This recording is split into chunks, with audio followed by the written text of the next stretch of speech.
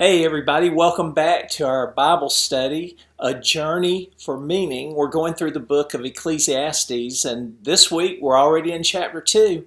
But before we get too far down the road, what I'd like to do is a quick review of chapter 1, what we looked at last week. And last week Solomon was taking a look at life, wasn't he?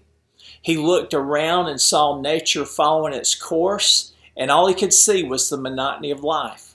He looked back to see history repeating itself and to realize there's nothing new. He looked within to find that for all of his knowledge, he only knew grief and sorrow. The problem was that in all of his looking, he never looked to God for answers. That was his problem. And what conclusions did we come to? Well, first, that human knowledge and understanding alone cannot explain life or solve its problems. And that as we grow in knowledge, we have to be sure to seek God's wisdom, or our knowledge alone will just make us cynical and critical. And that was the condition we left Solomon in last week. He was just cynical and critical about life. He was saying all is vanity, and we just kind of left him hanging there, didn't we? Well, now we jump into chapter 2, and the title of chapter 2 is Chasing the Dream. And God made life for investment and enjoyment. But Solomon turned it into an experiment. He made life an unending pursuit, chasing his dreams. And we're going to jump into chapter 2, verses 1 through 3, and we'll see here that first, Solomon is seeking pleasure. Look at verse 1 through 3. Here's what it says. I said in my heart, come now, I will test you with mirth. Therefore enjoy pleasure. But surely this also was vanity.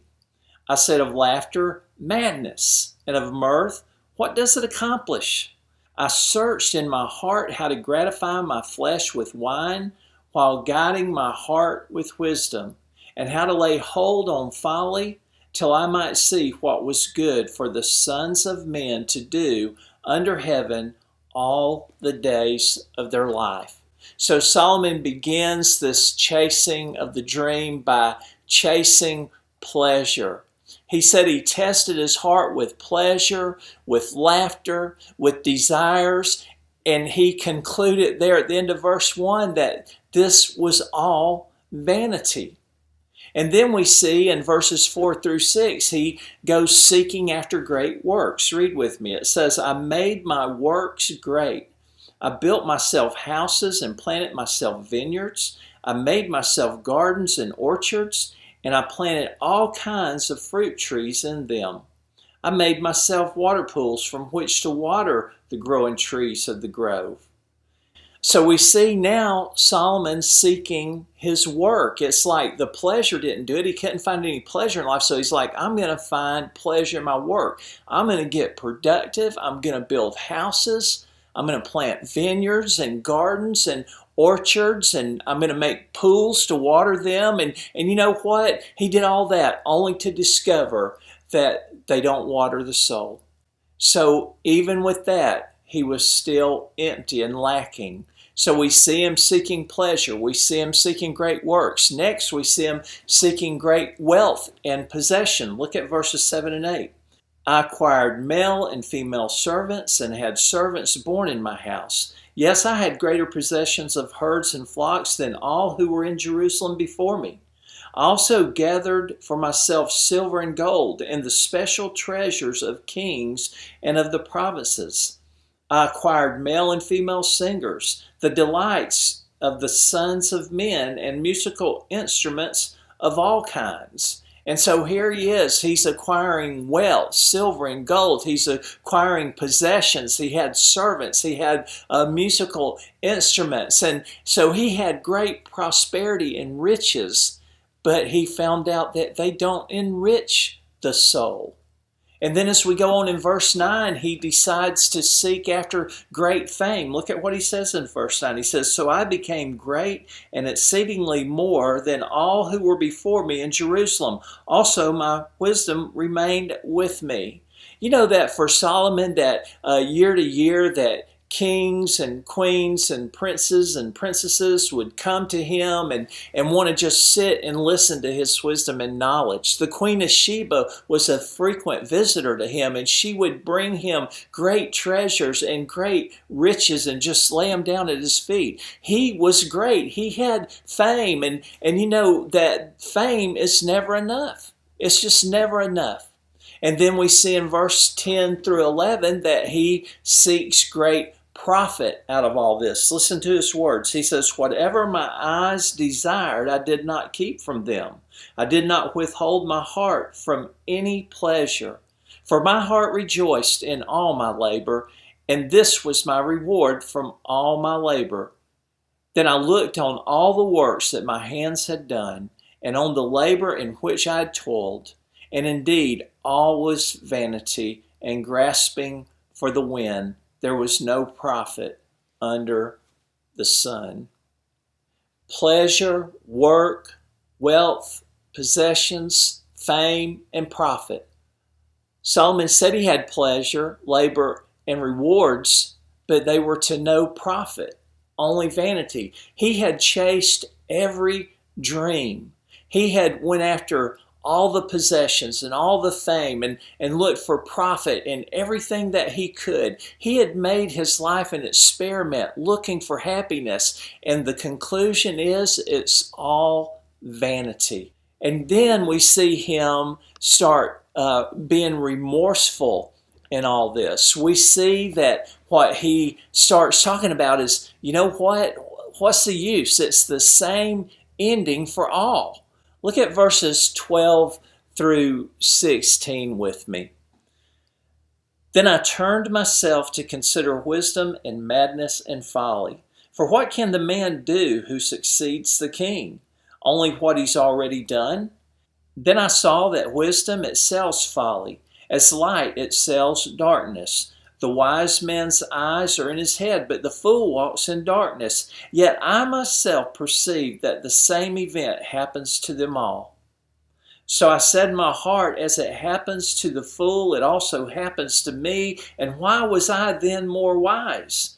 Then I said in my heart, this also is vanity. For there is no more remembrance of the wise than of the fool forever, since all that now is will be forgotten in the days to come. And how does a wise man die? As a fool." You know what he's saying? He's saying, hey, people are forgotten. It doesn't matter if you're rich or poor. It doesn't matter if you're wise or a fool. Your life comes, your life goes, and people forget you, and what's the use? You know, I can remember as a young man, I lived near a graveyard, and I've always been a bike rider, and I love to go out riding my bike, and this was a huge graveyard, and so there was these paved roads all in it, and I could get in there and just kind of do laps on all those roads in there, and there was never any traffic. And you know, then one day I decided to stop and just walk around for a little while, because one section of the graveyard seemed to have the oldest tombstones. And I thought, I want to go look at those tombstones. I want to see what they say. And as I walked through that graveyard, and as I looked at one tombstone after another, you know what I discovered? Is that I didn't know which was for someone wise. I didn't know which was for someone foolish. I didn't know who had died rich. I didn't know who had died poor. As a matter of fact, I didn't know anything about any of the people that had been buried there. Listen, they had been born, they had lived their life, and they had died. And the only remembrance I had of them is what was carved in their tombstone, and that was very little other than their name and their date of birth and their date of death and maybe some little phrase. But the point that Solomon makes is so true, is that when we're dead and gone, there's not going to be a lot of remembrance of us. And so he's asking himself the question, what's the use in that? Why? I might as well have been a fool, because nobody's going to remember me anyway. And because of that feeling in his heart, Solomon said that he hated life. Look at verse 17 through 23. "Therefore I hated life, because the work that was done under the sun was distressing to me. For all is vanity and grasping for the wind.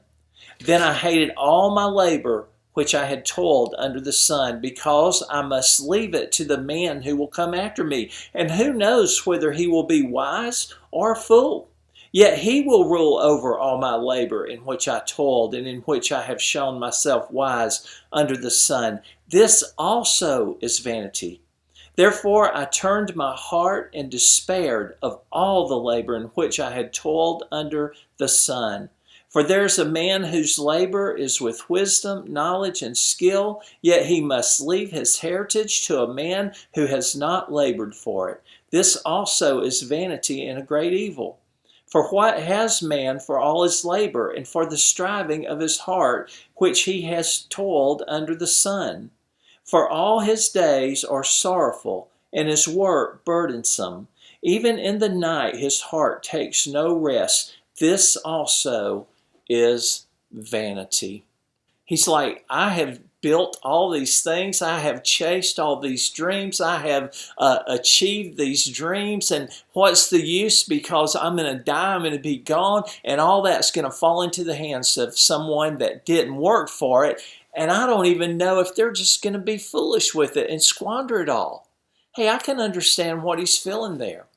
You know, I was visiting a friend just yesterday, and we was talking, and we got on the subject of people passing on and leaving things for their family. And he told me this story. He says, Barry, you know, right up the road from here is a huge piece of property, and the owner of that property passed away.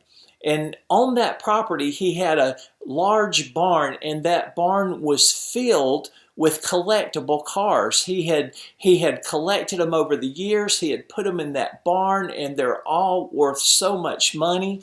And he says, you know, that man died over 20 years ago, and his children are still fighting in court about it after all these years, trying to decide who gets what of all the property that he stored up. You know, if that dad knew what his life and labor cost his family, I believe he'd feel the same way as Solomon, don't you? Solomon hated life. He hated his labor. And so what did he conclude? Well, let's look at verse 24 through 26.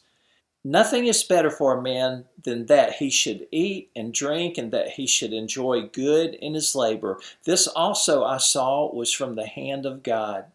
For who can eat, or who can have enjoyment more than I? For God gives wisdom and knowledge and joy to a man who is good in his sight. But to the sinner he gives the work of gathering and collecting, that he may give it to whom is good before God. This also is vanity and grasping for the wind. So after 2 chapters of Solomon trying to figure out life on his own, he finally comes to the conclusion that God's in control. He realized that you don't have to work that hard, because God will make your life enjoyable and meaningful. He realized that God gives us what we can't attain on our own: wisdom and knowledge and joy. Did you see that? I mean, that's what he's been really seeking in these 2 chapters. And he comes to the conclusion that only God can really give him what he's seeking. And so finally, after 2 chapters, he turns towards God and he looks to him. And so that's where we are today. Let me ask you this. What are your conclusions? Look again at Solomon's question in verse 25. It says, for who can eat, or who can have enjoyment more than I? In other words, he's saying nobody could have did all that I've done. Nobody could have had all that I've had. And he's right. He could have and enjoy anything his heart desired. He chased all of his dreams for hope of enjoying life, and I'm sure he found joy for the moment. But you know, nothing lasted. He just kept pursuing dream after dream after dream. And his conclusion was, it's all in vain. What's the use? I'm going to do all this hard work. I'm going to leave it to somebody else.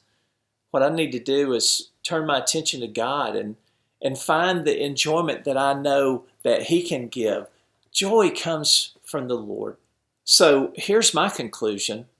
When you're chasing dreams, enjoyment apart from God is only entertainment without enrichment. Entertainment is like dessert. It's sweet for the moment, but you can't live on it. You can't live on enjoyment and entertainment. We need to put God first in our life, allowing Him to give us what we cannot obtain: wisdom, knowledge, and joy. So, do you have that today? As we looked at Solomon and all the dreams he was chasing, did you see a dream in there that you were chasing? And how did that end for you? Did it bring you the joy and the happiness you had hoped, or did it wear off? All of Solomon's dreams, he would chase them and he would grasp them, and he said it was just like grasping wind. There was nothing there to hang on to. But if we come to the conclusion that it's the Lord that can give us joy, that it's the Lord that can bless our life and our work, that it's the Lord that can give us the knowledge and wisdom we need to go through this life. And if we look to Him for our happiness, guess what? We're going to be happy. So I encourage you to live that way today. I encourage you to just enjoy what God's given you. Enjoy your lot in life. Enjoy the lane that He's put you on to travel. And be thankful. Be thankful in the good days and be thankful in the bad days. Listen, some days it's beautiful and sunny like it is today, and other days it's rainy and dreary. But every day that I wake up, I'm thankful to be alive, aren't you? So I tell you what, until we come back together again next week, I hope you have a wonderful week. And I hope that this has been an encouragement to you. And I just hope you can go with joy as you go in the Lord.